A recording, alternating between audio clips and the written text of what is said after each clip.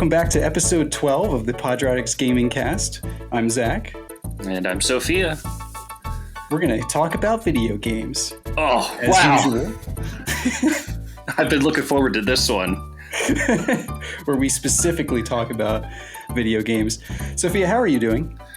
I'm doing pretty good. It is the 1st of October. Fall. Spooky month. It is, yes, it is the 1st of Halloween. And I love this time of year so much. In no small part because my birthday is in a few days, but also just because I love fall. I love it when the season gets, when the leaves start changing and that air gets a little crisper. You have that chill in the air, and it's just so nice. Plus, you have Halloween at the end of the month, which is always so good. You got Thanksgiving to look forward to, or dread, and Christmas to look forward to, or dread. I've been choosing to be optimistic, though. I really like fall. Fall is very, very special to me, so I'm feeling pretty good. Yeah, I would agree with that. I'm a huge fan of fall. So now, do you like pumpkin spice? I know that's like a huge thing now that like some people hate it and some people love it. I think in moderation, all things are good.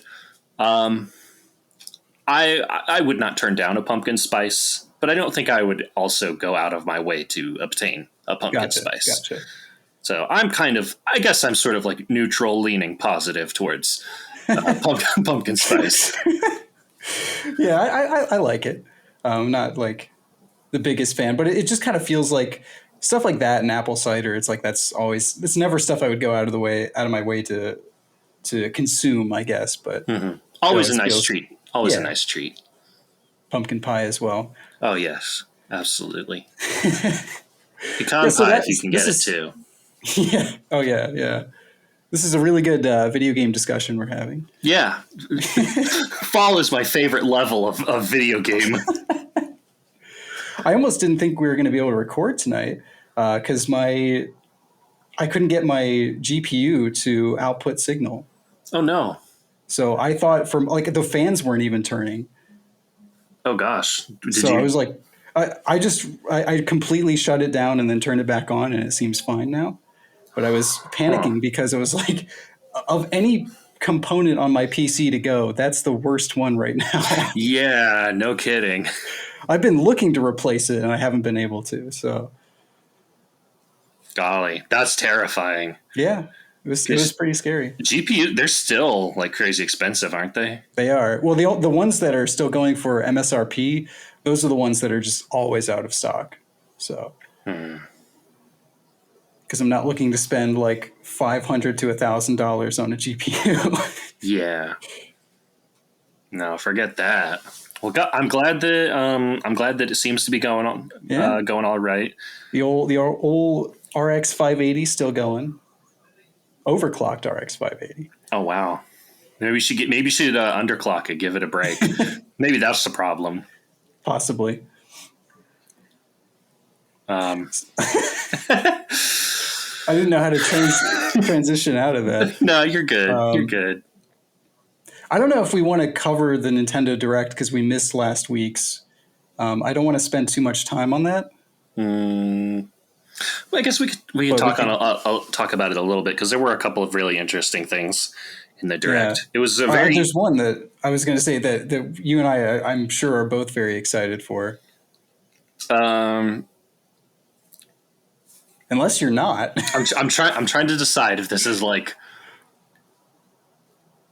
If this is a joke, or are we both seriously interested about it? Because no. It could be either. Yes, definitely. Okay, I was going to say that it's a new 3D platformer.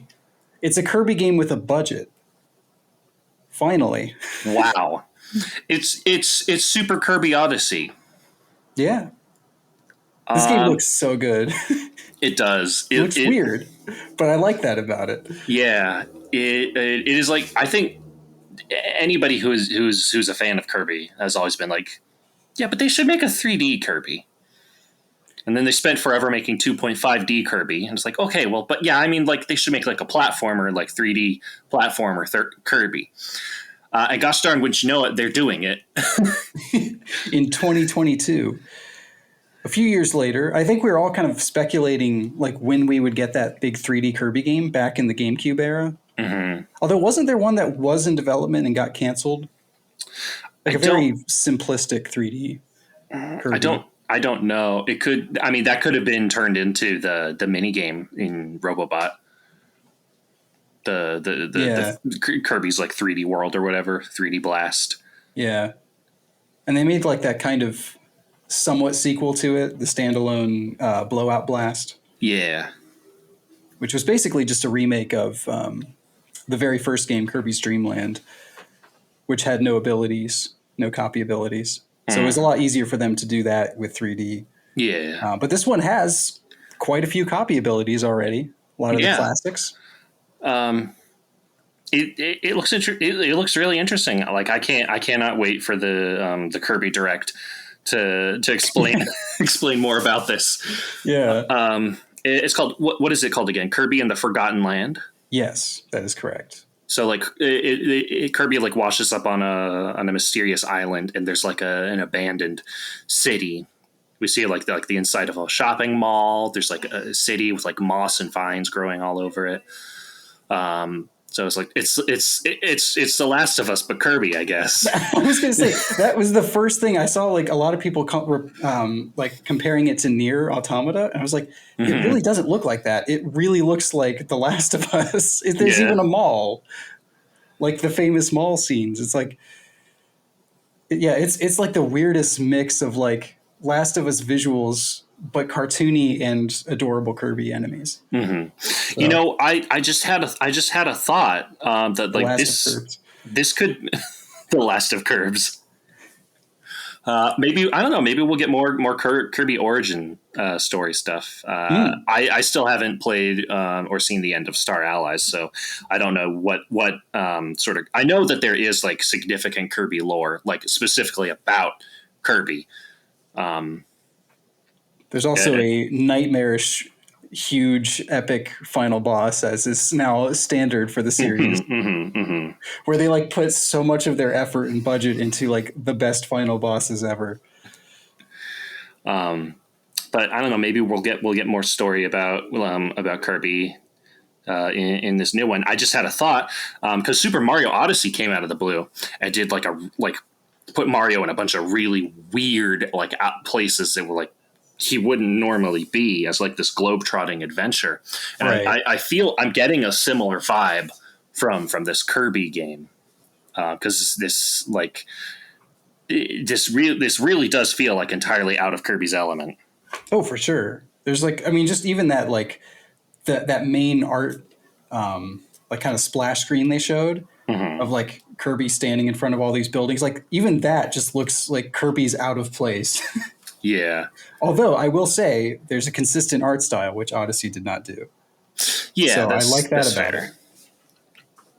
We really don't know enough about it to get too deep into it, but right. I'm really excited about that.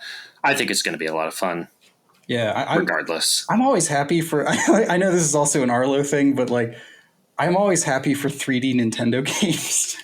Yeah. I feel like I love 2D platformers. But man, they made a lot of them in the last couple generations. Yeah. Like the Wii DS and then the 3DS and Wii U. So it's good to see a little bit more 3D. I like the blend that we're getting with the Switch a lot better. Yeah, definitely kind of a good grab bag of everything. Right. I feel. What else was there? We got information. There's going to be a new Animal Crossing update, which if it's significant enough, I might start playing it again. But I'm honestly not expecting much at this point. Yeah, so they showed Brewster. That was like the big. They've kind of been teasing that for a while. I think that had been leaked a little bit earlier from the game's code. However, it is kind of cool to see Brewster return. I don't know. We don't really know what else they're adding. I'm hoping it's more significant than just Brewster. I mean, they're doing a whole direct, so I feel like it has to be. Yeah, late October, I think. Yeah. So I'm hoping this is closer to the Welcome Amiibo update because they've taken like the last major update content update, not just like some new items and stuff, was last summer. Is that correct? Was the fishing, like the swimming ability, was that the last like significant content update? Yeah, I think so. Wow. So they've had a whole year, actually over a year. I know COVID's a thing, so that Mhm. definitely pushed things back, but I feel like they've had long enough we could get something a little more expansion like. Yeah. Um, I really don't know what to expect. I mean, as I wouldn't put it past them at this point to just be like, "Hey, the roost is back, and so are gyroids." That's it. Which, I mean, to be fair, the roost was such like an iconic part of the town. I'm really sad that it doesn't look like it's part of the museum, which Yeah, I was gonna mention if what you thought about that.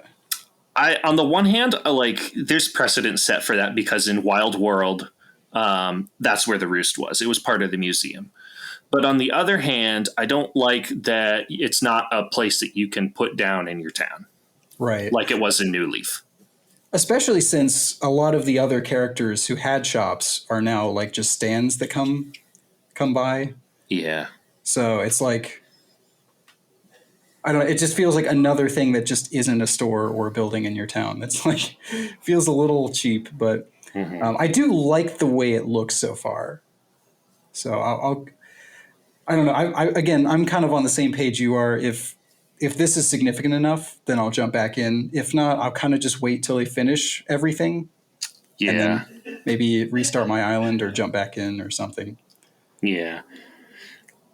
It's just like the Animal Crossing is in such a weird place because New Horizons adds so much to the series that is like makes it really hard to go back to previous versions. Yeah.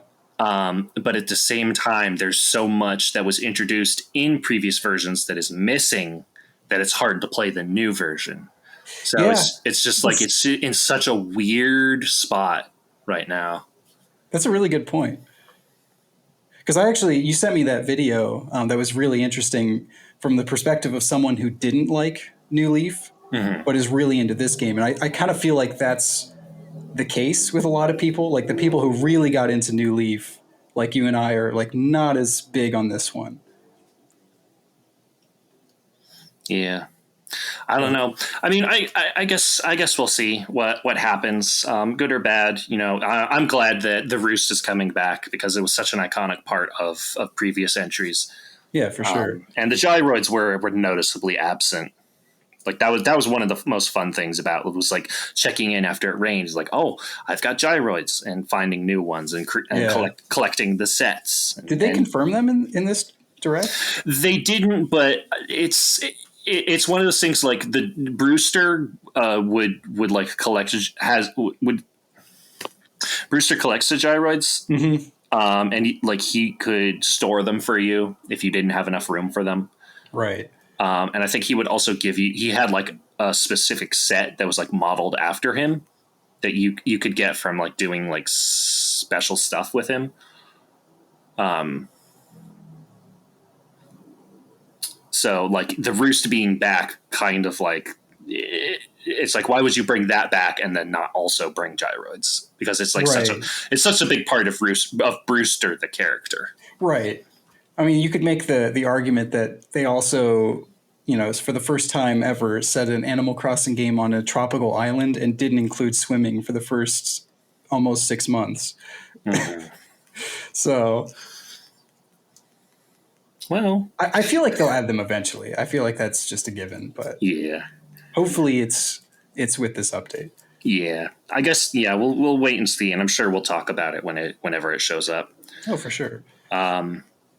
We also got the confirmation that Project Triangle Strategy is now officially being called Triangle Strategy. I mean, we all knew that that's what was going to happen, right? We did, and yet somehow it's like that name is so bad.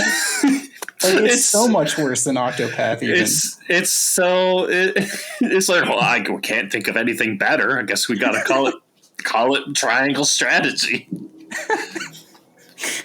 Yeah, at this point, it's just like they need to whatever their next like HD 2D game is, they just need to start by calling it whatever. Like drop the project. We all know it's just going to be called, whatever Yeah. two words they put together. I can't wait for the next hot strategy RPG of rock paper scissors. I think that's going to be a really good one. I hope they come up with a better name, but we'll see. Project Rock Paper Scissors. Yeah, it's like gritty, but it's got like pixel art and stuff. Yeah. So just a really weird blend of tones and whatever. This is a stupid joke. No, it's fine. I feel like that. What else? I was trying to think. I don't have a list in front of me, so I'm just kind of trying to. I'm Everyone's just kind of going. been talking about the Mario movie stuff, so it's like. What I else? think it's crazy casting. I don't want to spend too long talking about it, just because. Yeah. Again, everyone has talked about this. I love seeing so much like of Luigi as like Charlie Day from like Yeah. Always Sunny. It's so good. Like there's been a lot of art of him at like the pin board with like all the wires tied together. Just like I haven't even watched I think I've watched one of them, but my entire YouTube feed is just constantly like Chris Pratt Mario videos, Charlie Day Luigi videos. Like it's just all these. It's been a time. I did actually watch the trailer that they showed for Metroid Dread. Oh, did you? I did. I did not. I skipped that entire section. I just I muted it and I looked away. I watched it, and honestly, I don't feel like it spoiled too much. Like I saw some stuff. I guess like a couple snippets of cutscenes and a couple of like powers, like the grapple beam, and like I can't even really remember what else. So I'm assuming they showed like the midair dodging and stuff. I don't remember. Or I just spoiled something for you. No, I mean, like, that's such a minor thing. Right. Like, if I'm going to be using that the whole game, then, like, I don't know. Yeah, I'm curious now because it's like I don't want to see what they showed, but at the same time, I don't know what you've seen. Mm-hmm. So that I can't really say, like, oh, so now like, I don't know. Did they spoil? I can't imagine they spoiled as much as they did with the last trailer that I watched. Yeah, but it was like really light. It was like teaser trailer type dealy. So I just know they went on about it for like 2 minutes or more, 3 minutes. I was like, they just released that like 5 minute long overview trailer. It's like, what more could you show? Yeah, well, and the other thing was that they were like, go to Metroid.com or whatever, and follow up on the other reports. So like I feel like that was they kind of played it safe, where they were like they showed enough to pique your interest in the direct because a lot of people were going to be watching that, but then they had all the extra stuff in a place that you would have to specifically go to see. Gotcha. Yeah, I was keeping up with the Dread reports up through 4 or 5, whichever one was covering the new trailer, and I was like, no, I don't want more in-depth. It was like more in-depth info on the new trailer. I was like, no, you spoiled enough already. I don't want to see that. So the first few are worth reading, but I remember. I don't know if this was in any of the other trailers, but we heard Adam, the computer. Oh yes, that was in the last one as well. Okay, I don't know if I missed that in the first one or if that I was don't something think new. that was. Definitely sounds different from how I expected. I was expecting like a human voice, but it sounds like a computer, which I like. I think that's awesome. Yeah. I'm very. Were you hoping that they'd get the original voice actor from Mother M to reprise his role? I don't know what I would have done if I'd heard that voice. I don't know. I wasn't really expecting anything. I guess I just sort of had this idea of like what Adam the computer sounded like in my head. Because Fusion doesn't have any voice acting. Right. So like, you just have this idea that it's someone speaking to her and not that it's like, oh yeah, it is a computer. Which makes me wonder now. So because Samus talks in Fusion, do you think she's going to talk in this game? I don't know. I hope not. I don't mind her talking. Just Like either get a better voice actress or have it just be text, you know? Yeah. Or even just, keep it like you could have like a strong silent protagonist who still says things. I guess it's just about making those moments impactful. This is Is like is what's Master Chief. important. Yeah, I guess so. I guess I was also thinking because we just watched the John Wick movies recently. Gotcha. A little aside. Only the first movie is good. The second movie is okay, and the third movie sucks. I've only seen the third one, so You should watch the first one because it's very good. okay. The second one is like, I don't know, gets a little too into its own mythology, but it's still pretty good, still pretty fun. And the third one is just like, what is happening and why? So Yeah, see, without the basis for the other ones, I mean, I still found it to be an enjoyable action movie, but I can't say that I understood everything that was happening. yeah, I would say check it out. Definitely check out the other two.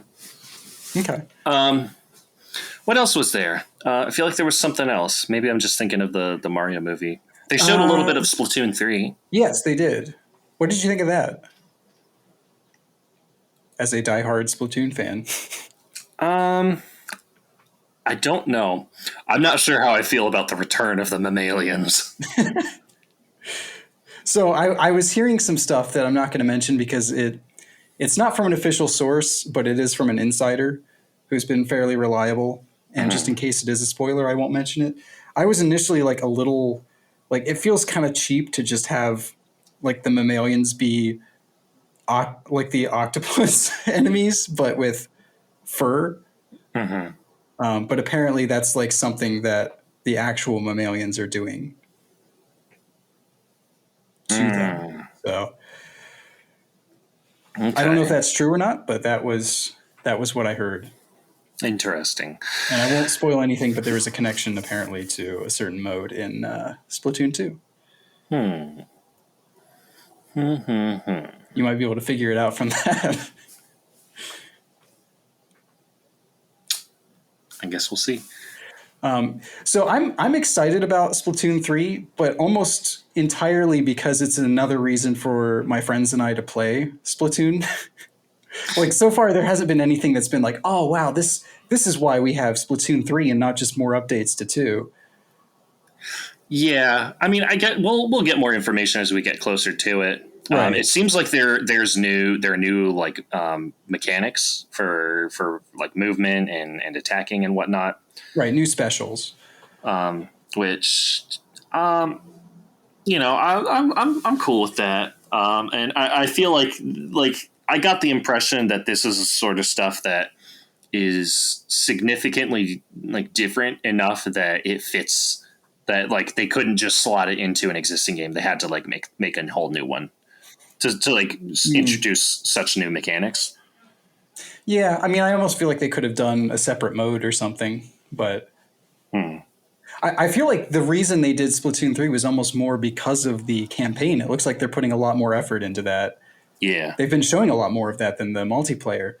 The multiplayer just kind of looks like, the same fun Splatoon gameplay. So, I mean, it'll definitely be interesting, and I'll be there playing it day one. But Oh yeah, for sure. Me too. I'm also curious, like, what other, are they going to bring back Salmon Run? Are they going to have a new mode? I know you'd mentioned a battle royale. Not sure if they'll go that far, but I mean, I don't know. Could happen. Anything could happen. It's Nintendo. True. Nothing you want to happen is going to happen. So I guess we'll just see. I'm trying to think what else was in the direct. I think those were kind of Bayonetta 3. That was the other big one. Yes. I remember there was something else. I haven't played the first two games. They look really fun, but I haven't played them, so I don't really like. This looked really cool. I saw a lot of people comparing it to some of the mechanics in was it Scalebound, the canceled Platinum Games Xbox title.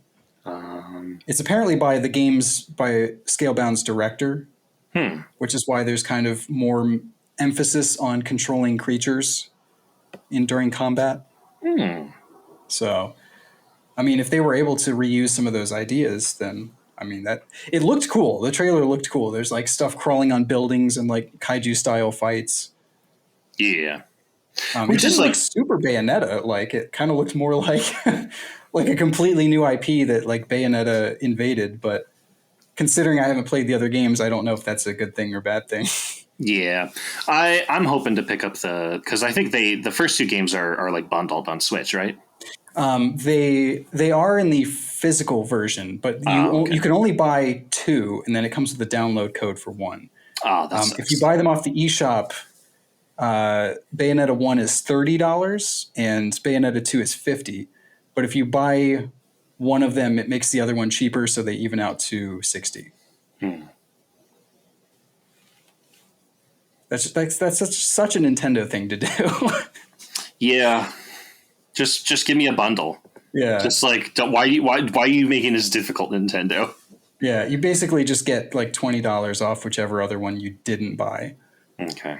So, Well, I'm excited about it. I'm hoping at some point I can play the other two. But have you played other Platinum Games titles? the only other Platinum game I've played is Nier Automata. Oh, okay. That's like one of the few that I haven't. So, did you think it was going to be Astral Chain 2 for a Yes, moment? yes, I did. Okay. Yes, I did. I got like Absolutely. totally sucked in by that one. I was like, "Oh, it's Astral Oh, okay." Because the dog. Yeah. But I guess that makes sense because it is also a Platinum game, right? Yeah, it is. So, And Astral Chain is officially a Nintendo IP. hmm. So the I, Bayonetta games are funded almost completely by Nintendo, so they're basically Nintendo games, but at this point they don't technically own the character. hmm.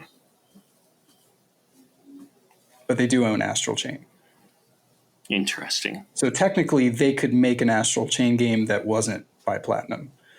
I don't know why you would do that, but I can't wait for the gosh, I don't know. I don't know enough about Astral Chain to make a joke about it.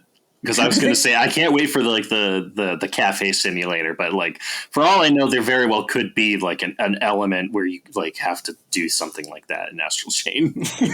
there's not. But I showed you some of the terrible voice acting lines, though, right? Yeah, That game is a treasure trove of bad voice acting. oh god, well, what was the one with like the guy who's just like so deadpan? Oh, like every quote he has is a gem. I have so many recordings of just his lines. There are a few others that are bad too. And I don't think there's really anyone who's standout, but at least they're not awful like that one character is. I can't remember his name, but yeah, there's some very bad clips. So yeah, that was most of the stuff announced in the direct. Oh, there's the Chocobo GP, which I thought was interesting. The like Final Fantasy cart. Oh yeah. That looks cute. It does. Um, I welcome any kart racing game right now that since Nintendo seems determined to not make a new Mario Kart. Maybe they are, and they're just waiting to like spring it at just the right moment. When the world Maybe. needs Mario most, he will come. He will come sliding in with a blue shell in his hand. Because that development team hasn't released a new game since 2017. They're making Mario Kart Battle Royale.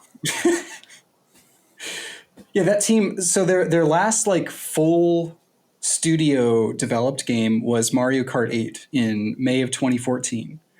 Then since then, they made two DLC packs for the game, the deluxe content, which was like some new characters in battle mode, and then I think it was about a third of the team like split off to make ARMS. But even ARMS has been out since June of 2017. So it's like, surely they have something, right? Like a new IP, another Mario Kart. What's going on? ARMS 2 or It's good. Legs, as everyone's calling it. It's going to be Mario Tart, and it's a bakery sim. Can you imagine the disappointment if they announced that instead?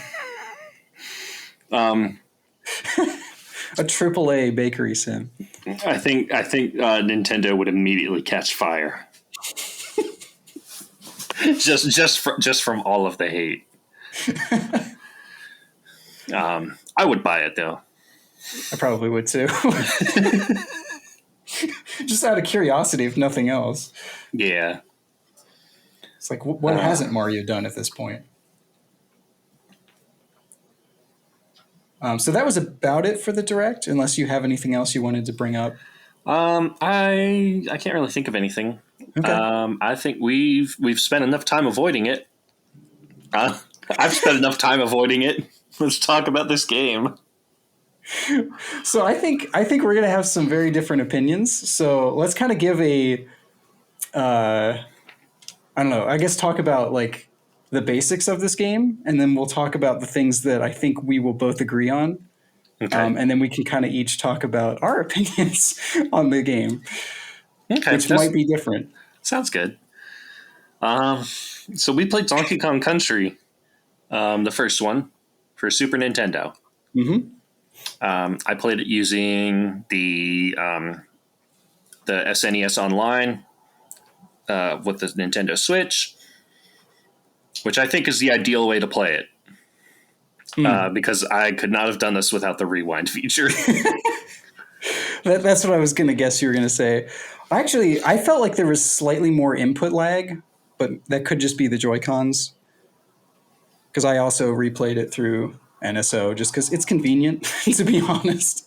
I have like 5 zillion copies of this game on every platform. But, you know, my Switch is just sitting there. So... Yeah, I didn't really notice anything like that, but I did also have my controller like plugged into the console, so like maybe I wasn't experiencing the same. It wasn't sort of much. lag. It was just a tiny bit. Mm-hmm. Probably something you notice more because I think you've mentioned that this is one of your favorite games. I have replayed this game many times. This was actually the first video game that I ever witnessed. I was like 4 years old over at a cousin's house, and he had a copy of Donkey Kong Country. And I didn't play it, but I just watched him play Donkey Kong Country for hours. And it blew your mind. It did, actually. That's interesting. We'll have to play the first game that I ever witnessed at some point, which is, I think, Crash Bandicoot 2. So maybe we'll visit that someday. Put that on the wheel. Yeah, for sure. I don't know. I feel like you should kind of take the lead in like talking about this game because you were the most familiar with it and also I guess the most positive about it. And I don't want this to be a discussion of negativity. Well, I mean, I'm showing my hand a little bit, but you could. I don't think it's any secret how I feel about this game. I don't know the details yet, and we haven't talked about this yet. But I have received a few messages that was like, okay, this is going to be an interesting conversation. Yeah. So, I've been looking forward to this. So I guess we can start with the story, right? That's pretty basic. Mm-hmm. King K. Rool steals Donkey Kong's banana hoard, and Donkey Kong wants it back. That's the story. That's the story. All right, so moving on to music. I think that's the thing that hopefully we're both the most positive on, as far as like agreement wise. I haven't had an opportunity to actually like sit down and listen to the soundtrack away from the game. So I'll make sure to do that in between recordings and I'll kind of give an update on how I feel about it. Okay. Surely you've heard some of these tracks though. They're like, oh yeah. Famous. So Jungle Hijinks is really good. The underwater theme is very soothing. Ambience. Yeah. Aquatic ambience. I was just saying, what is was it? which one isn't though? Fear Factory, I think. The factory one That one's amazing. is really good. The cave music, or like the minecart music specifically. Right. Did Um, you like the actual cave music, the cave dweller concert? It was harder to say than I thought. yeah, I think I can't, because like I'm having a hard time. There were a couple that like I didn't really like just because like the thing about the soundtrack is it's very ambient. It is the melodies are kind of sparse, and it Right. relies on a lot of like ambient sound effects and just kind of like synth pads to build this sort of atmosphere of the area that you're in, Right. which is really nice. There are a couple. I can't remember like where they were. There were a couple that were just kind of a little bit grating, but overall, Wait, which ones? that's the thing is like I can't remember, and it could also just be that like because the rewind feature also like will keep replaying Oh, bits of yeah. the Well, music. that So would like that might do so it too. um, yes, I'm bragging on this, and it's my own dang fault. Yeah, overall, I think it was really good. It's just like I like to have like more melody in the music that I listen to. Um, typically, so like it felt like a little hard sometimes to hear like what it sounded like. Okay. Um, but like overall, I feel like each track does a really good job of like creating a good like sound environment for the levels. Really good Yeah. stuff. I would definitely recommend listening to it outside of the game as well, because I think you do tend to get a better appreciation for it when you're not hearing like the Kremling like noises over top of it. Yeah. But yeah, it's I don't think it's any secret. I'm a huge David Wise fan, so it all kind of started because of this game, and it was one of those things like before I was really tracking composers at that time. I just kind of kept finding these games. I was like, man, I really like this soundtrack, like Star Fox Adventures, Diddy Kong Mhm. Racing. I kept finding these games, and I was like, oh wait, they're all David Wise. That would make sense. So, yeah, I absolutely love the soundtrack. I still listen to it all the time. Probably like I don't know, at least like once a month, or in compilations. Like I kind of always have it running at some point. It's one of the Mhm. Donkey Kong Country soundtracks, at least. It's always running like subroutines in your brain. Yes, yes. Like I can name like all of the tracks. If I just like started to hear it, I'd actually be able to give the album title. So Right on. Yeah. Definitely really good stuff. I look forward. I don't know really like what else like much else to say about the music. I think we're putting off the inevitable disagreement here coming up. what would that be? So starting off with the art style. This game is ugly as sin. I hate it. It looks so bad. As soon as you said that, I was like, oh, this is going to be an interesting discussion. I love the way this game looks. I adore that kind of cheesy, like early to mid 90s 3D where everything was kind Mm, of like weirdly smooth. There's just like kind of it is like kind of ugly, but it's this unique, almost like mysterious look to it mm, that you don't see, because obviously CG's come a long way. Nothing looks this shiny or whatever. Like there's there's better textures and materials now used for all this stuff. yeah. So it was kind of this like short period of time where things had that very distinctive look, and this was Rareware really kind of finding their art style, Hmm. right? Because like this is really the style that like continues on in so many of their works, including Banjo Kazooie.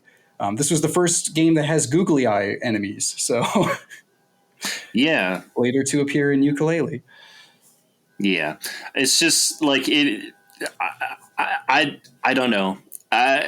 it's I've never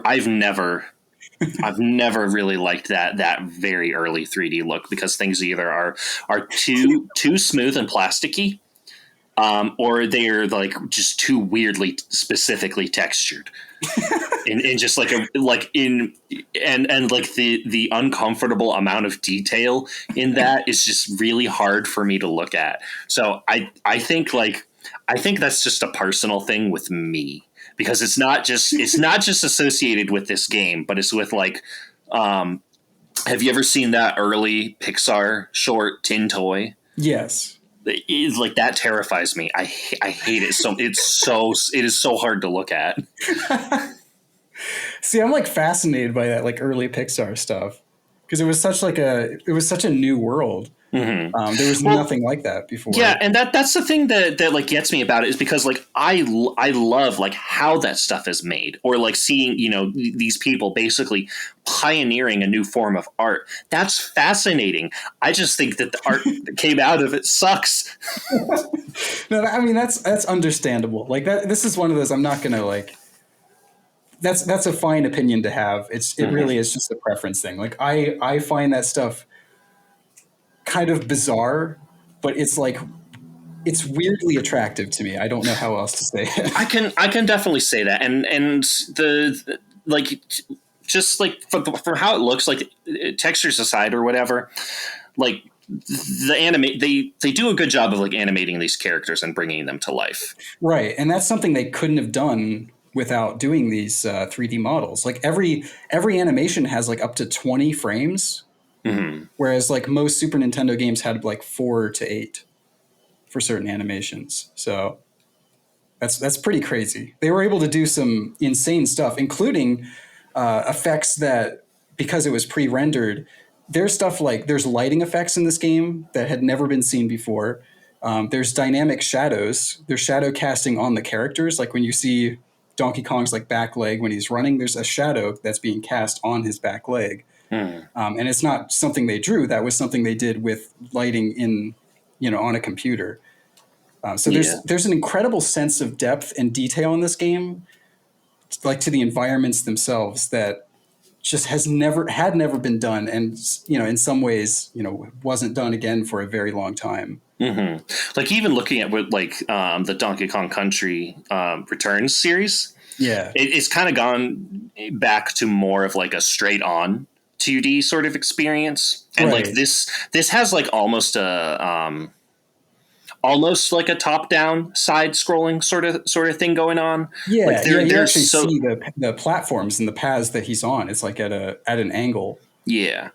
Um, and the way that like terrain like curves and slopes and stuff is just like Hmm. it feels really natural. They're like for all my like gripes about like that like type of 3D, it's just Yeah, like there definitely is a beauty to find in this game. um right. I don't I don't know, maybe I think it's mostly also just that art style, Yeah, paired with that early 3D, because like I feel like some of those designs stuck around later on, and like I don't know. I've always felt really weird about like the like Donkey Kong series art style. so, they kind of did better at like softening it in the yeah. Returns series, but like the mainline Donkey Kong Country has just always had this like I don't know. There's something to it that is just like uncomfortable, and I Is can't. it Donkey Kong's like normal mapped fur? It might actually be. It might Like there's not actually really a be. texture. It's just like normal mapping. It's very strange, and it's like when you look at his arm, uh, his fur kind of does these like spikes around his wrist, Hmm. but you can like see underneath them, like he's wearing a fur coat or something. Yeah. But It's just like he it's like someone took a paint can and just texture filled Donkey Kong with fur.jpg. yeah, they did better in later games for sure. Yeah.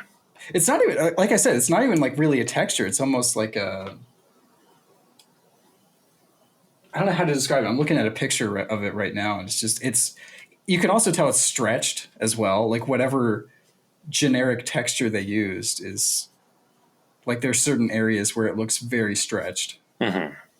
And of course, like his shoulder is just kind of inside of the top of his torso. Yeah, like looking at the high res renders. Yeah. Um, Yeah, you can't tell that stuff in game, which is actually a nice benefit of the low resolution. yeah, It for hides some of sure, that stuff.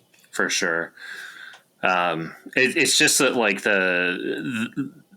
all the sprites are based off of that, and I think that Yeah. I think what it is that like it sits somewhere in the uncanny valley, because like it has like a lot of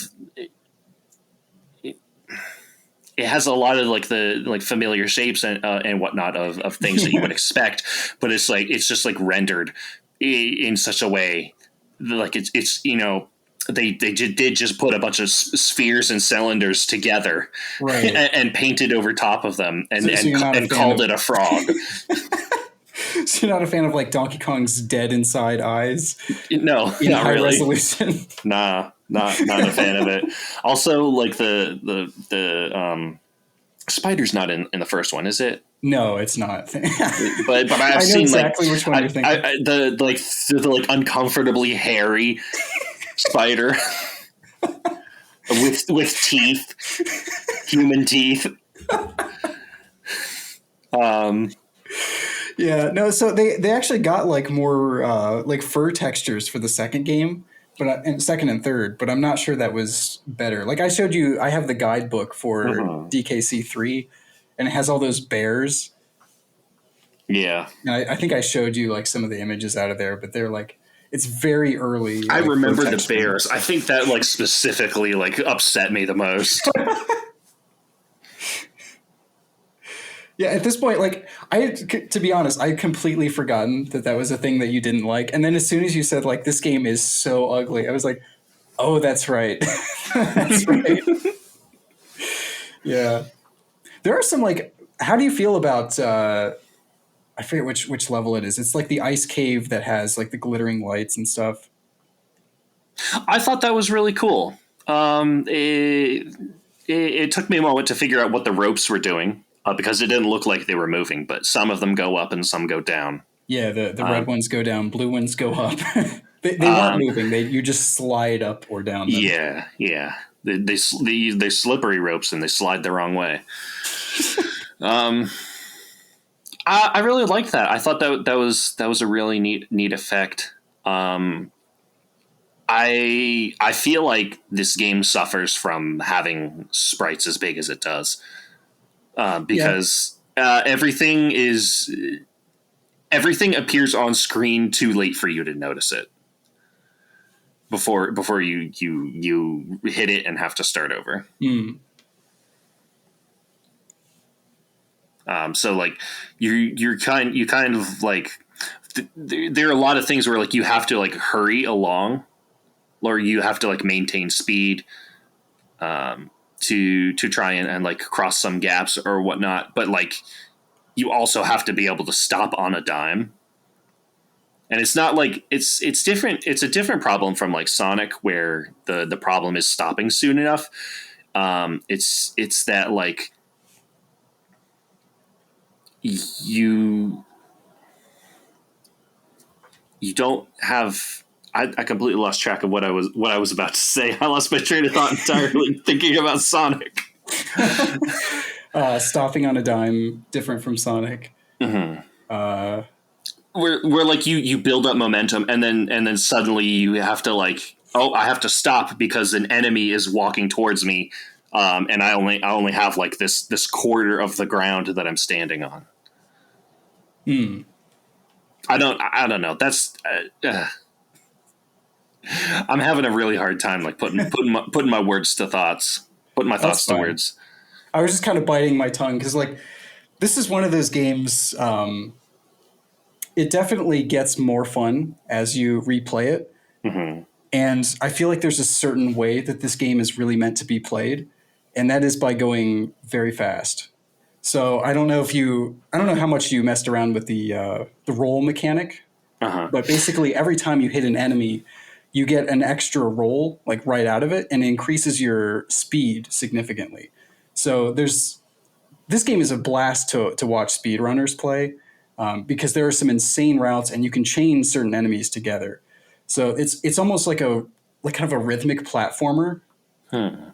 It's one of those things where like once you start to get the flow of the game, you realize that a lot of those enemies are there to keep momentum up. Hmm. So it's one of I feel like the game is significantly worse if you try and like creep around and take your time with it. Okay. So that's probably why I didn't enjoy it as much, is because I was just kind of tinsy totting and like trying to be careful. Right. To be fair, the game doesn't tell you that, and it's not like it's okay. Now I know to go fast, and then like Well, you're amazing at it. It takes a lot of time. yeah, and also it's not always clear like what sort of attack will take care of an enemy. Like some enemies you can only jump on, some you can only roll into, and Right. some you just have to avoid. Yeah. And it's very hard when you only have like 2 hits to figure out how to attack something. Right. Right. I will say that one of the things I like about this game is the simplicity of it. So Mhm. there's 2 buttons. There's your roll/run button and a jump button. And all of the mechanics are just built off of those 2 buttons, even though like the Super Nintendo had a bunch of different buttons to be pushing. It goes for a very simplistic style. And I Mhm. think that pairs so well with the very natural,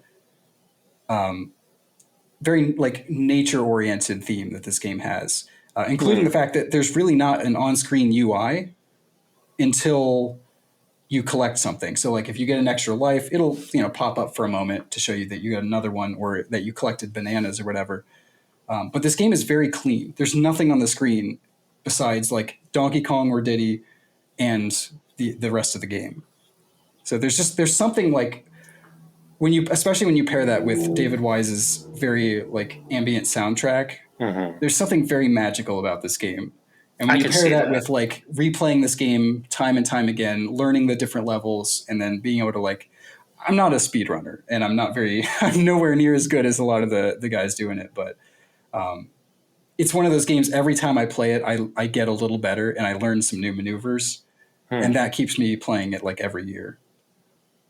So that's just kind of my feel on the game. I'm not saying that like you're wrong for playing a different way. I'm just saying that's why I love this game so much. It's a very soothing, despite how difficult the game is. It's weirdly soothing. Yeah, I could definitely see what you're saying about that like weird soothing quality to the game, because like Yeah, even as I was getting towards the end of it, like I feel like I was a little bit kind of starting to get into that flow state. Like I still yeah, wasn't like zooming along as fast as I'm sure you probably can. But like I was starting to kind of figure out like it would, whenever I was able to like successfully just like keep moving forward and just keep going forward, and I didn't have to like stop and wait for something, and I could just keep going. yeah, Um, that always felt really good when I was able to like weave around enemies and stuff. Um, there are a lot of kind of like one-off weird levels in this game. yeah. That I really like. Like I was expecting the minecarts to be more of a thing, because like they seem so iconic with the series. There were really Right. only like 2-3 stages that had minecarts. Yeah, I think there's just 2. Just I the want to two. say. There's the one where you make the minecart jump, and then there's the one where you jump out of the minecart. Yes. There's No, also is there another one? There might be a third one. I can't remember. There's There like was 40 levels or something. So there's like, yeah, there's they don't use an idea, like they don't overuse an idea, I guess, yeah which is pretty impressive. Some of them are not the best, as you mentioned with the the seizure inducing factory yeah. level. It's just like at a rate of like once a second, the light will flick off and then back on, and just repeat for the whole level. And you have to like Just you just have to hope, like they thank your stars that you don't have epilepsy, and if you do, don't play this game. Yes, do not play this game. Did On this top game? of that, to be fair, that is like the most hated level in this game. So that is, I think that's like almost unanimously the most hated level because there's Okay. no flow to it either. Like, I mean, I'm sure the speedrunners have some, crazy wizardry, but Hmm. They probably found like a secret way of getting around it. yeah, because I don't know how many, if you discovered many of them, but there are a lot of secret barrels either above the stage or where like you have to kind of jump off that can allow you to skip large portions of it. Like you can skip almost the entirety, or at least like, I don't know, 2/3 of the first snow level, the one where like the oh, by the way, that was a cool effect I wanted to talk about with the graphics. I Hmm. love how that one starts with like, the kind of clear skies, and then you see a snowstorm in the background, and it keeps getting closer as they add it to the parallaxing layers. Yeah, I did really like that. That level's They really hard, but I always love that effect. Like it's not my favorite level for sure, but mhm. They did that in a couple stages where like they make it feel like you are traveling from one point to another. Like you are traveling through the country. yeah, yeah. And they do And, that with the first two levels even because it starts mhm. during the day and then the sun slowly sets and then it's night by the time you finish. And then like it gets really dark. And then the next stage, there's like a storm and then you make it through and then the rain starts to dissipate at the end. And then you see the sunrise again. And it's like, that's kind of part of, again, going back to that weird, like almost Zen natural feeling of like natural progression, I guess, Mhm. rather than just kind of like, floating platforms and coins everywhere and stuff. Mhm. Like So it, I think I'm gonna kind of talk back and forth on this sure. because like initially I felt like everything feels like really loosely connected.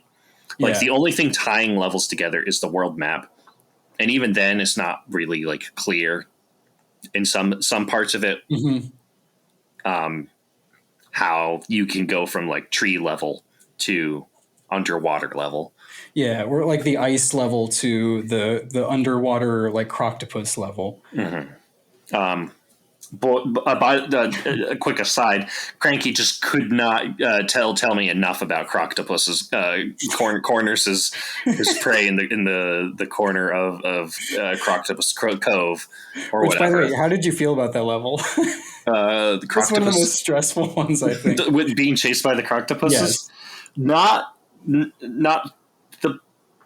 It wasn't that bad. I didn't really have that much trouble with it because like it says Croctopus chase, and I was like, I know what I'm in for. Right, but it's still super stressful, Yeah, I did find on guard like halfway through. which definitely helps. Yeah, Anyways, you were saying, I didn't mean to interrupt. yeah. It's like, on the one hand, like the levels kind of feel like loosely tied together. Like there's no like flow. Right. There's no like artistic flow between stages that make it feel like you were you know you were traveling from one location to another. Hmm. But at the same time, like it has like this arcadiness to it that makes me okay with that. Yeah. Like the whole point is that like these are different themed stages, so like it's fine if the tree level goes to water level or whatever, Yeah. or if there's just like suddenly a random factory, and also like you could kind of tell from like there are a couple places like there will be a factory. Or if like you're near a bridge or mines or whatever, like you kind of have a general idea of like what sort of level you're about to go into. It's just Hmm. that like I really like it. Like Sonic 3 did it a lot. Sonic 2 kind of started to do it, I think. That one time, yeah. The one time, like level transitions. Yeah. Just the we are going from here to there, and I can see that change. But each level just being its own like self-contained thing. Like I didn't like it at first, but then like I didn't really care about it towards the end Okay. so much. Yeah, that's fair, and I think the it world would. map does a pretty good job of like to showing you your progress. Right, right. And they do at least like on the there's like the individual overworlds, but then there's the overworld of overworlds, like the Mm-hmm. DK Island map. And that one does at least show like, hey, there is a factory up on the top. It's not like they just throw you into the factory. Like you do know you're approaching it. You're kind of climbing up the giant DK head to get to it. Yeah. As far as why it's there, that's never explained or why it needs to be there. But I guess like factories have just always gone with Donkey Kong, and I don't know why. Hmm. I mean, what's more upsetting than a gorilla at a construction site? I would be upset about that. Yeah, that's interesting. Like Donkey Kong, all he wants are his bananas. He doesn't do anything about the factory. He just goes through it. Yeah. He's just kind of like beelining his way to the bananas. Yeah. I don't know. That's kind of funny. I hadn't really clicked with me. Like what? Other than the fact that they are in his way, the Kremlins don't really like matter. Right. Right. They just kind of they're just kind of incidental. Yeah. So what did you think of the animal buddies? There are four. Hold on, I got to count them. There's Rambi. Mm-hmm. There's Espresso, the ostrich. Mm-hmm. The frog. What is the frog's name? I can't remember. Winky. Winky. That's right. Such a great name. On guard, the swordfish, and then there's the bird that carries the light. Is that in this one? Yeah. Okay, because I think it also appears in 2, and I was even though I just replayed it, I'm getting that mixed up already. Yeah, so I guess that kind of counts, right? Because you do break it out of a box. Mm-hmm. So there's 5 of them total. What did you think of the animal buddies?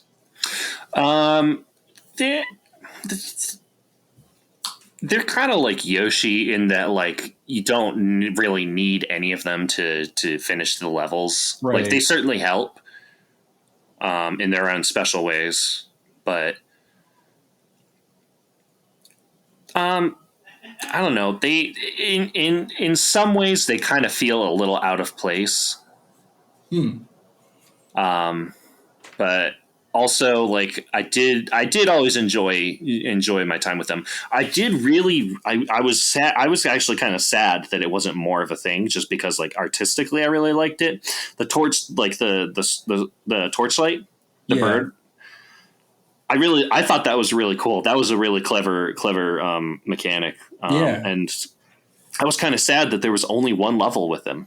Yeah, most of the ideas they only use one time, like that the stage where they have those like invincible Kremlings that you have to shut off. Yeah, the stop and go tunnels. Yeah. I did know about the secret barrel in that one. Okay. So I didn't have too much trouble with that stage.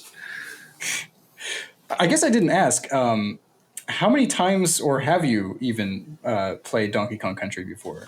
I've tried probably less than 10 times to play it. I would pick it up every now and again. I would just get like the inkling to like I really should try and play this game, and then I would get a few stages in. I think I would get to like the third or the second or third map screen, and I would just be like, okay, I think I'm good. What did you think of the level where you're on the platform that runs out of fuel?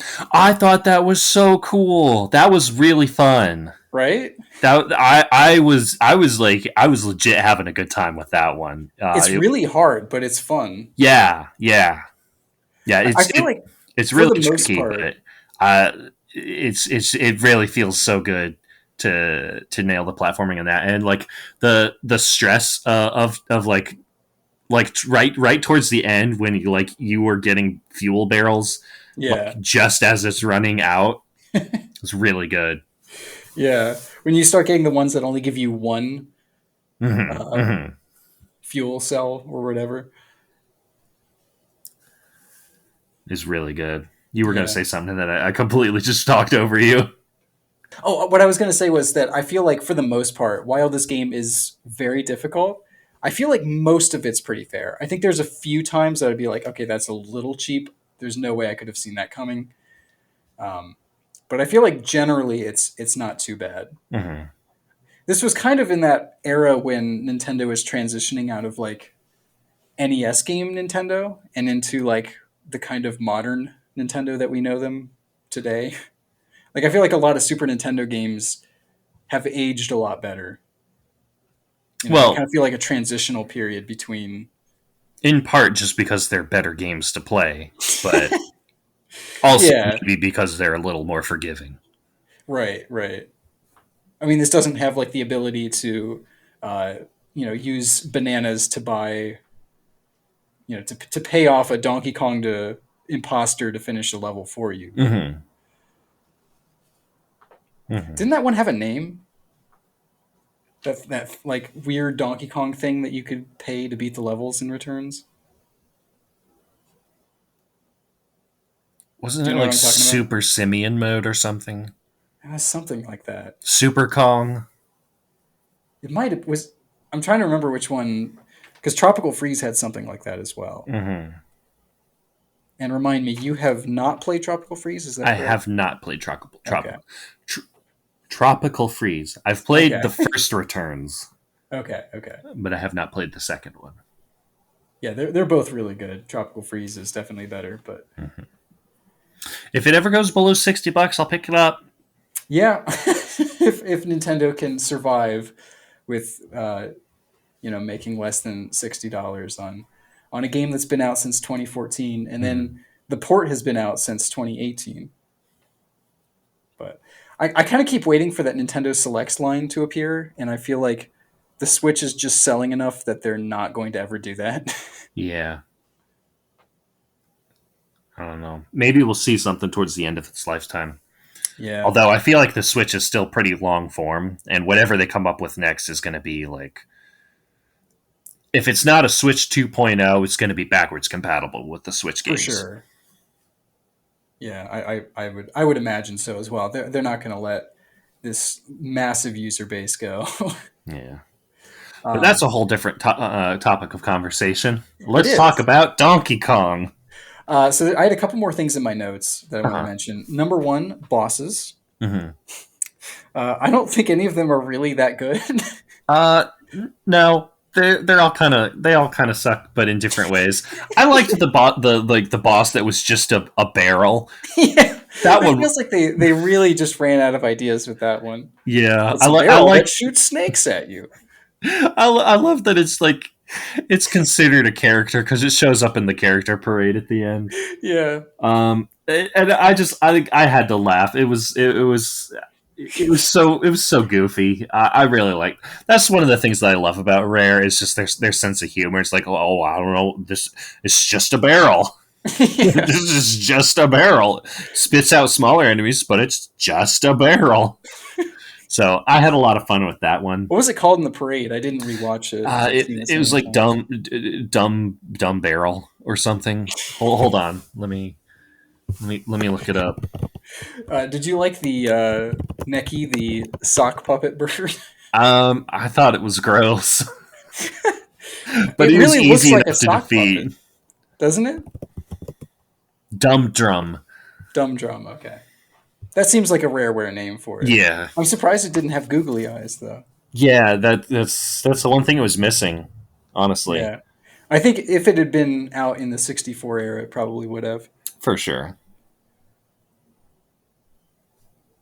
Yeah. The I love I love Naughty. It really I thought it was really funny. You jump on his head and he just kind of like looks at the camera. He's like, "Hey." Yeah, what was their inspiration for that boss? Oh, it's just We'll a take. bigger beaver. Yeah, I was gonna say they just took the beaver enemy and made it bigger. Um, So it's not naughty; it's very naughty. yeah. The advanced version is really naughty. Yeah, I Legit. feel That's like what they called it. Was very naughty and really naughty. was it really? Yeah. I felt like the only okay boss fight was K. Rool at the end, Hmm. and even that was like it's not the most like imaginative. He just kind of like he goes on the one side and throws his crown, then you jump on him, then he runs back and forth, and then he throws his crown and you jump on him, and each Hmm. time you jump on him, he adds another time where he runs back and forth. Then they did the fake out, right? Like Yeah, I fake credits. I that was did like that was that. fun. That was really cute. And then he comes back and does like the jumping move. Hmm. But yeah, generally, this kind of goes back to the ukulele comment I made when we were talking about that. And I was like, I don't feel like Rareware's ever had like really good boss battles. And this was one of the games specifically I was thinking of. Yeah, Like they're I not bad. They're just kind of they're just kind of there. yeah, not bad. Just kind of there. So there's a really good way of describing it. I did enjoy the fight with K. Rool. I felt like that was a lot of fun. It felt appropriately goofy for everything else that had happened in the Yeah, game. and the Um, music, of course, is just mhm. killer. Yeah. Um, I'm almost like kind of biting my tongue here because like Okay. there's a part of me that wants to there's a part of me that wants to play Donkey Kong Country 2.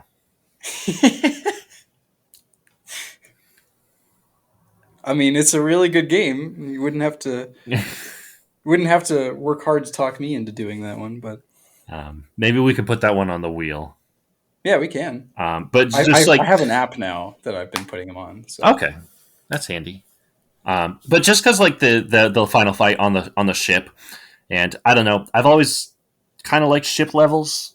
I don't know what it is about them. It just seems like a really interesting setting to have a level based on. yeah, have you played Country 2? I played it a little bit. Okay, so then like the whole first world is ship based levels Mhm. Yeah. with Um, some amazing music as always. yeah. Yeah. Jib Jig is I am just familiar amazing. with Jib Jig. Okay, I was gonna say that's one of the best tracks in that game. Super underrated. I'm surprised. Do they not have a remix of Jib Jig in Smash? I don't think they do. I think I don't know if they felt that was like too mild for beating each other up because they do tend to pick more energetic tracks. But I mean, I guess they kind of did with Kate Rule's theme yeah, a little bit. It's just like really pumped way up. yeah, I was gonna say that was already an energetic track, and they made it more so. But Jib Jig is different though. Oh It's a yeah, very yeah, quiet yeah. track. I'm like running the melody in my head. I'm like, yeah, yeah. It's completely different. It kind of starts with like the ambient sounds of like the swaying ship Hmm. and like the creaking boards. Which that was Yeah, the other thing I had in my notes. The sound in these games are so good. yeah, Like yeah. the Super Nintendo sound chip was really good at making um, ambient noises. Like even Hmm. the original Super Mario World, like the launch game for the system, they had that neat little echo effect when you were in caves and jumping that like sounded really good. And Hmm. then of course, by '94, 3 years later, they had made way better use of that sound chip, and everything just sounds so good, like so clean for Super Nintendo. Yeah, that I'm you're right because I'm thinking back now and like there's like hardly like you could maybe pick out a couple of things here and there that sound compressed, but like generally Yeah. like all the sound effects, all the like the little animal noises, and definitely the music all sounds like crisp and Hmm. so good. Like weirdly better than almost anything else on the Super Nintendo. So I'm not sure what magic Rareware tapped into, but Hmm. I always felt like they made some of the best use of whatever Nintendo system was. Yeah, for sure. I mean, they definitely did with the N64. Yeah, I would say even the GameCube with Star Fox Adventures. That game is still a technical marvel. Hmm. I mean, And the fur It runs shaders, at like a yeah, solid 60. yeah, the water, the fur textures, Hmm. everything just looks so good in that game. The texture work on all the rocks and everything. Yeah, it's good stuff. We'll have to play that one sometime. Yeah. I'd be down, totally down to revisit that. I would too. It's one of my favorite games that I feel like people give way too much crap to. I'm always down for defending that game. Oh yeah, absolutely. So where are we now with Donkey Kong? That was all. That was everything I had in my notes. So I was really focused on kind of like the speed running rhythmic platformer, Mm-hmm. the atmosphere, the sound, art style. Yeah, we talked at length about the art style. Yeah. Um, yeah, I'm glad that I did finally play this game because I've picked it up a number of times and tried to play it, and I just always kind of like just sort of bounced off of it because like I really wasn't getting it.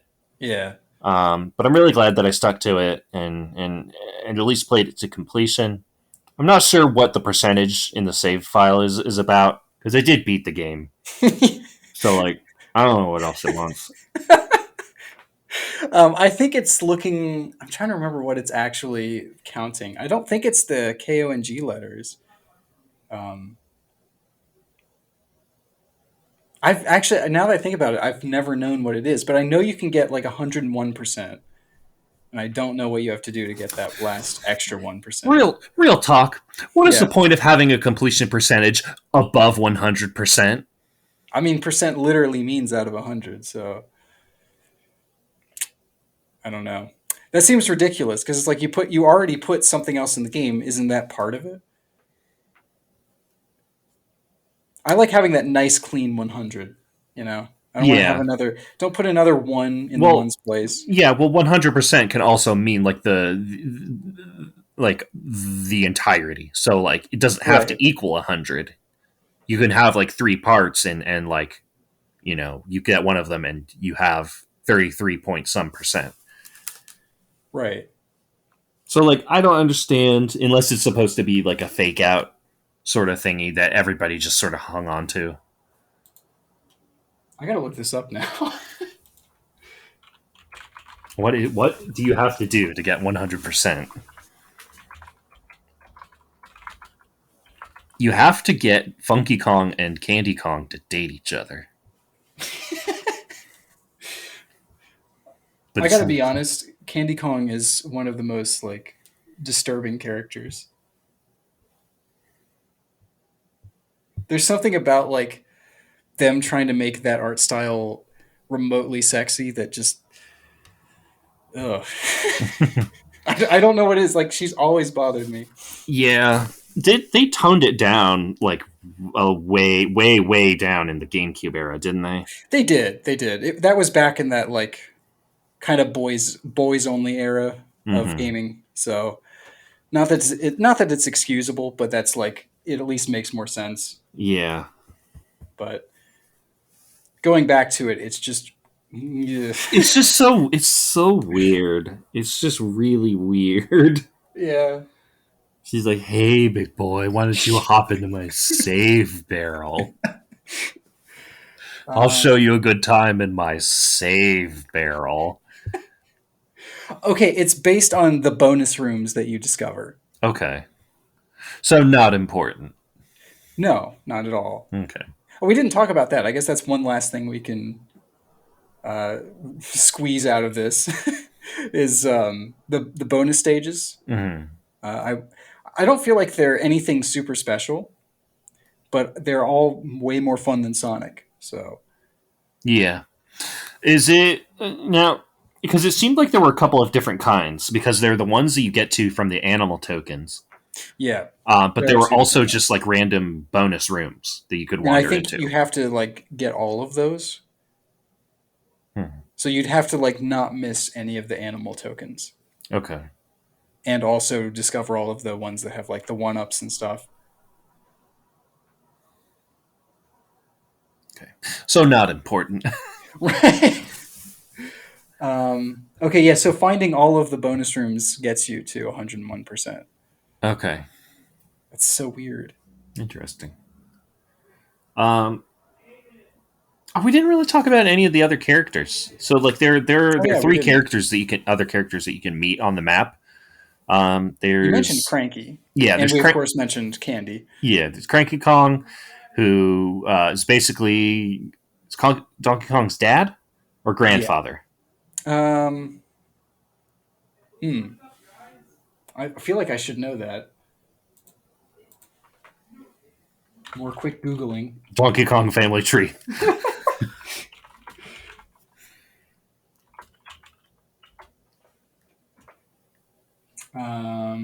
Here we go. The Kong family on the Nintendo fandom wiki.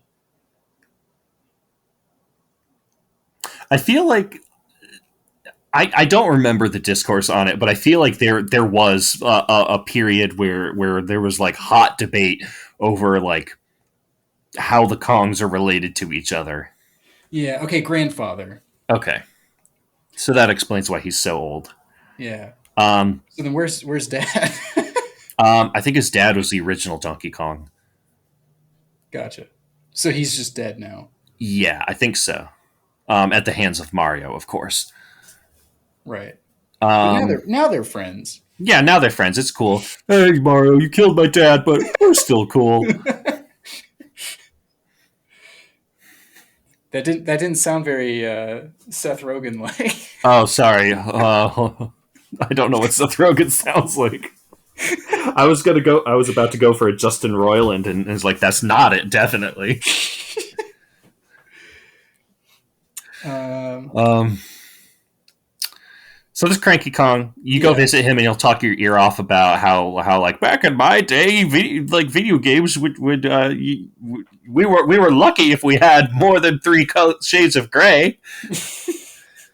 Yeah. Just dumb stuff like that. This really charming, and also like you kind of get a glimpse at like I kind of got a flash forward glimpse at Ukulele from that moment because there's so much of that sort of humor in Ukulele Yeah. that honestly permeates all of Rare's work.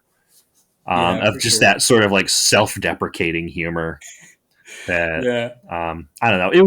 I thought it was really cute. All of his banter, and then like at the end of it, he would tell you like he would give you a hint. Yeah, he always gives you some like serious tip, but you kind of have to get through his like goofy lines first. There's Funky Kong, who has like a flight service. Right. Um, will basically like let you teleport to anywhere on the map. Which can be important if you run across if you're not if you're not using save states or rewinds. It can be nice to go back to a place where you have a save spot. Other than that, I never really use him. Particularly World 4, there's a really long stretch of hard levels. I still feel like that's one of the hardest spots in the game because you go so long without a save. Mm-hmm. So it's you run into Funky's flights first, and then you jump into that and go back to the last world and save. Okay, so I guess I missed out on the importance of that because I did play with rewinds and save states. I mean, I you can didn't miss much. well, but I missed the importance of it.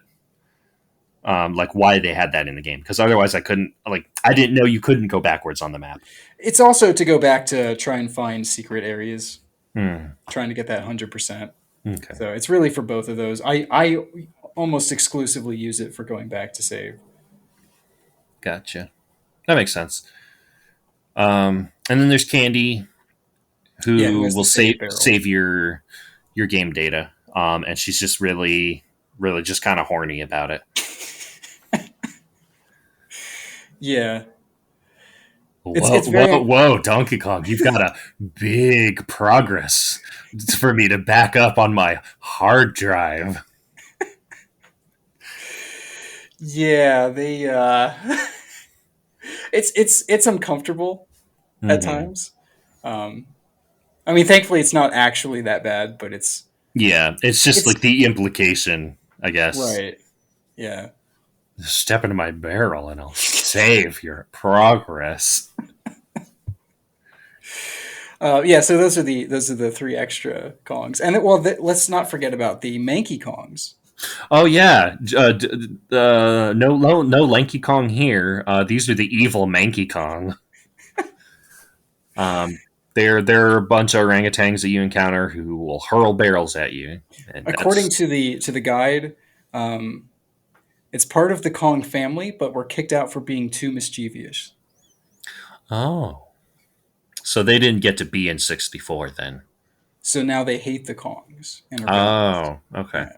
Yeah, that's their backstory. Interesting. Like Lore. family lore. Why are there so many of them though?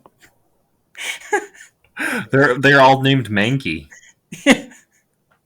They just like there was only one of them that was being mischievous, and they Hmm. like they banned Manky Kong. But then since they're all named Manky Kong, they all had to leave. Yeah, it was all like on a technicality sort of deal, Yeah, but now they're all mad at each other. And those they're are some of the definitely mad at most. the Kongs. Yeah, those are some of the most annoying enemies because they can often hit you with a barrel off screen. They're also one of the ugliest models in the game. Oh, for sure. It looks like a. It looks like something they shouldn't have used, like something they were working with in modeling, and were like, "Oh no, we can't do that." Yeah. Like maybe an early sidekick to Donkey Kong, and then they were like, "No, we can't do that." Uh-uh. Uh-uh. Because Uh-uh. Diddy Kong is so iconic too. Yeah. Diddy Also, Kong, Diddy Kong is.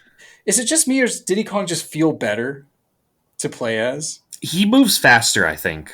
Yeah, but he just like everything feels better about using Diddy Kong. I think I mostly played as Donkey Kong just because like he can jump on top of more enemies. Yeah, that is true. But like uh, I think I would prefer to have played as Diddy Kong. He's also easier to look at. Right. Well, you'll get your wish in DKC 2 because it's just the smaller Kongs. Yeah, just him and Dixie. Right. Dixie's such a great character too. They got that move where they can like throw each other in the air, right? Hmm. That's pretty cool. And of course they have like the like guitar that they bring out at the end. Mm-hmm. That's important. It's very important. Yeah. No instruments in this one. I mean, the game does when you first boot up the game. Starts with that cutscene where he's like Cranky Kong is like turning an old gramophone, Yeah. and then DK drops a boombox on top of him, and he starts dancing. With some like it's like uncomfortably the animation playing of Donkey Kong dancing is always like has always made me a little uncomfortable. Mm-hmm. Because it's like it's really smooth, but then it like stops very suddenly on the sides when he kind of moves back and forth. Yeah, I can't. It's hard to explain, but as soon as you see it, you'll be like, "That's a little weird looking." yeah. I'm sure if you're watching it on YouTube, then Zach has gone out of his way to make sure that you can see it visually on screen right now. And if not, Let's then do you a can just zoom in you of can it. just you, if not, you can just cut out me saying that. I'll do a zoom in of it. Yeah. Oh yeah, move those muscles. Uh, what an interesting game. Yeah, It's so like I feel like also a kind of an important game. yeah. I feel like this is the start of like modern rare, or Yeah. what was. I mean, modern rare now is something very different, but Mhm. the beginning of the golden era. Yes, definitely. Um, I feel like I've kind of like from this discussion, I've kind of turned around a little bit. Like I appreciate this game for what it is and what it does. Yeah, Certainly, I feel like it holds an important place in gaming history. right. Just like technically for what it was able to do. Did this use the super effects chip at all? It did not. It was running stock hardware.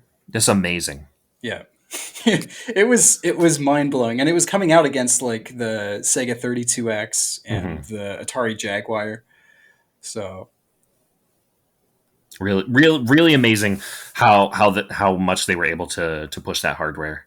right, Um, play it loud. That was their ad campaign at the time. That was when they like Nintendo finally adopted like the cool '90s kid advertising. Yeah. They were always like the nice people, and Sega was always ripping all over them. And then they finally started like they hired someone to do marketing for the first time.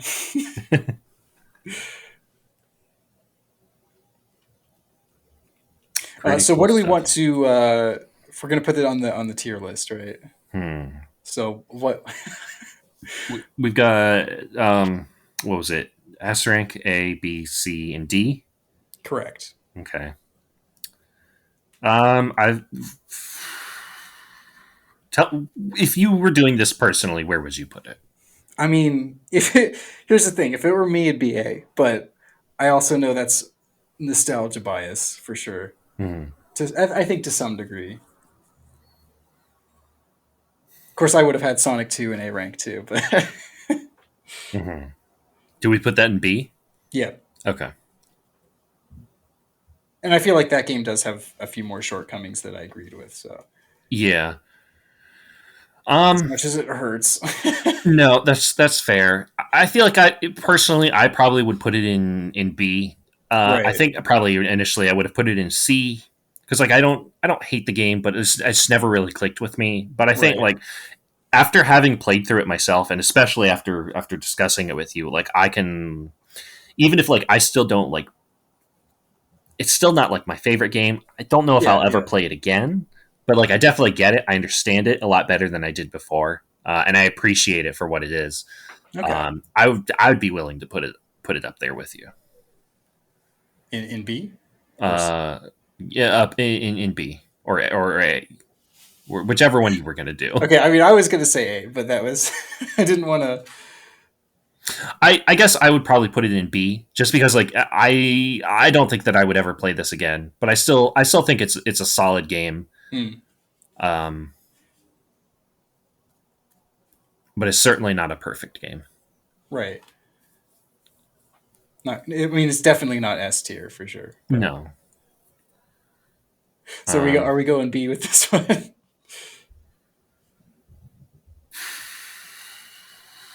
I don't want to be the stick in the mud that drags down all your favorite games. No, no, no. I mean, That's the thing I'm struggling with. I don't want to be the neg here. no, no. We'll put it in B. We'll put it in Okay. B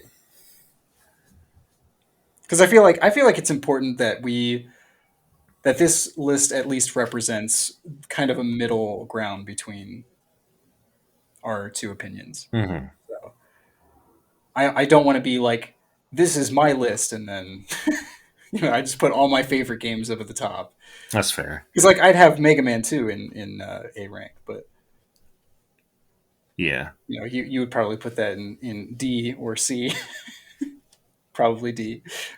I don't know. We'll see because we got that on the list. And I've never actually completed a Mega Man game, so who knows?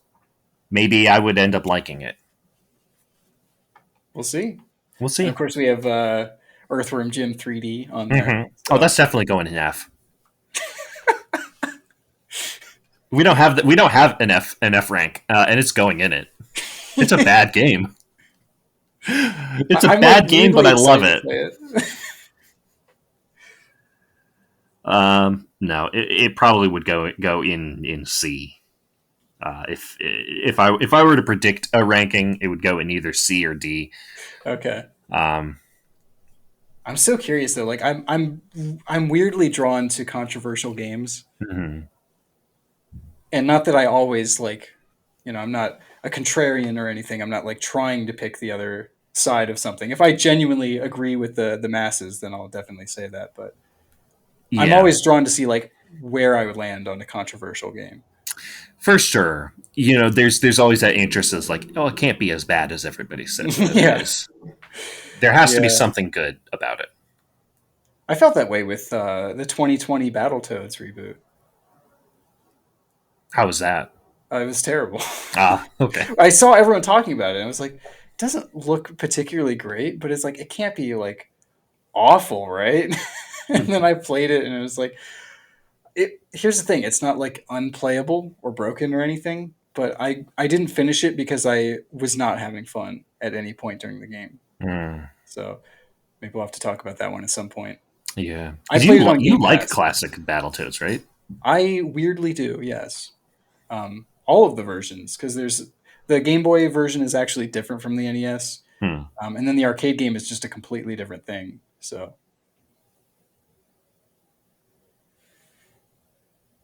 Definitely, it's one of the rare properties that I'm probably the one of the least familiar with. yeah. That and Project Perfect Dark. Oh, Perfect Dark. Yeah, yeah. I Um, actually just played that one for the first time last year. So it's better. I know this is going to be like and Jet Force Gemini. super controversial, but I actually liked Perfect Dark more than GoldenEye. Hmm. I've never been the biggest GoldenEye fan. I know so little about either of those Yeah. that I have no opinion on them. Okay. Maybe we'll just like play through almost all of the rare games. Yeah, They're such an interesting developer though. And they do so definitely. much like such a variety of games from Hmm. like beat 'em ups to fighting games, platformers, Yeah. first person shooters. Oh, I just remembered. I literally just remembered. Like one of the biggest things that they announced at the Direct. They're bringing over N64 and Sega Genesis games, so we might actually get to play Perfect Dark on the Switch at some point. Yeah. They already announced Banjo Kazooie, which Yeah, is I saw that, and pretty I cool. was like, I'm so excited. I'm so excited to have Banjo Kazooie on my Switch. That before DK64. That's kind of a big deal because they've re-released DK64 a few times, but Mhm. which is basically the grindier Banjo 1.5. Yeah, yeah, definitely. Like it plays so much like the Banjo games, but Mhm. just I don't even know how to describe it. Just It slower, mechanically, grindier. it definitely sits like somewhere in between the first, like the two Banjo Kazooie games. Yeah, But it is Banjo Kazooie is just so much better of a collectathon. yeah, yeah. All right. Well, we should probably wrap this podcast up. Yeah. Well, bye.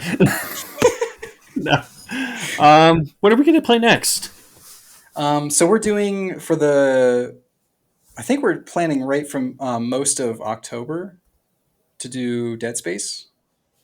This was your pick, Okay. and I was hoping to play it this October anyways because it seems like the perfect kind of game for Hmm. this season. Okay. I mean, I've heard it compared to like Resident Evil meets Alien, so Yeah. I'm very curious about that because I like both of those things. So Yeah. I think you'll like it. I think you'll like it a lot. If you really liked the Resi 2 remake, I think you'll really like ooh, Dead Space. ooh, that was one of my favorite games of the generation. So Um, we didn't really talk about what we were playing recently, but I guess it's a little late for that. yeah, we can talk about because there's one game that I know we were both gonna talk a bit about Hmm. because it's a very important game to you, and I enjoyed it a lot. So, but I feel like that should be on another discussion because we're at hold on, how long is this? Well, we had to stop halfway. That's true. So we're about an hour 40 in. Okay. These are good long podcasts. Yeah. Good I always listening. I look at like the amount of content that I think we're gonna do, and I'm like, are we gonna be able to like fit this into a full length episode? And then we always end up going longer than I think. So We just always have a lot of stuff to talk about, like yeah, a lot of things to say, and I really like that. It's really comfortable. yeah, Alrighty. Well, I guess I should probably go eat food. cool. 11:20 Yeah. Mm. p.m. Almost time for a midnight snack. I'm gonna go turn into a bat and find someone whose blood I can drink because, baby, it's Halloween, the month. It always feels like that, right? Mm-hmm. It's Oh just yeah. like the whole month is just that like all of October is Halloween. Yeah. Yeah, it's great. Alrighty. Well, I guess. So we're going to talk about Dead Space in a couple of weeks. Yes. What should we talk about next week? We'll come up with something.